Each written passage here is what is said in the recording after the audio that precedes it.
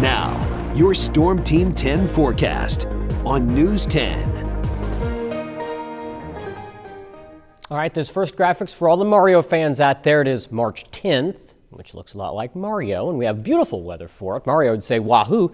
Temperatures in the upper 60s right now for many parts of the Wabash Valley, and we'll stay in the 60s as we go through the evenings, so it's going to be nice all across the Wabash Valley. If you have any evening activities, current temperatures, some of us even made it to 70 degrees. It's 70 right now in Danville, Paris, Casey, Tuscola, Robinson, and Flora, 69 in Sullivan, Olney, and Vincennes, 68 in Terre Haute, and 67 over in Greencastle and in Bloomington. And the only downside to today is a bit on the breezy side. Now, it is bringing in the warmer air, but we were talking about the fire danger earlier, and this breeze is what allows those fires to get out of hand if you don't keep a close eye on them. So that's why we have burn bans being issued in parts of the Wabash Valley, because it's going to stay fairly breezy as we go through the week. Not too strong, but just enough that it can lead to those fires getting out of control. We're going to keep the spring-like weather in the forecast. We're going to get a good dose of spring fever over the course of this week, with highs expected to stay in the 70s and gradually warm up a little bit each day. Lower 70s tomorrow, lots of sunshine. We'll see a few more clouds come in as we get into Wednesday and Thursday. They're not going to stop our temperatures from climbing into the mid-70s by the time we get to Thursday. And by Friday, we're going to see an even breezier day, and that's going to help boost temperatures into the upper 70s.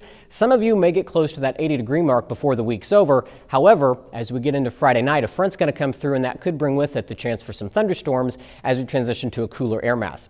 So the Storm Team 10 storm tracker right now, pretty much clear. We have a few high clouds along the north of the I-74 corridor, and that's about it. So as we go through the rest of the night on Futurecast, we're going to keep that breeze with us. So staying breezy through the night, but a clear sky. Temperatures drop into the mid-40s, and that's it. So it's not going to be as cold heading out the door tomorrow morning as it was this morning. Lots of sunshine on tap for our Tuesday as well. We get into Tuesday evening, a few clouds come in, so mostly clear tomorrow night. Temperatures again drop into the mid-40s, and then by the time we get to Wednesday, we see a few more clouds come through. Still a lot of sunshine expected, but just a few more drifting around than we've had today and will on Tuesday. Now, as we look ahead to early Friday morning, we're going to hope the sky stays mostly clear, which right now that's the forecast, because we're going to have a total lunar eclipse.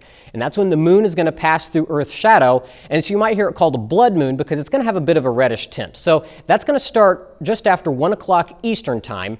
And the partial eclipse will end around 4:45 Eastern time. But the peak eclipse, or the total eclipse, is going to be around 2:30 to about 3:30. And that's when the moon's going to have that reddish tint. So again, that's early Friday morning. So if you're a night owl like me, you'll be up during that time. Otherwise, if you want to catch the sight, again, it's going to be happening early Friday morning.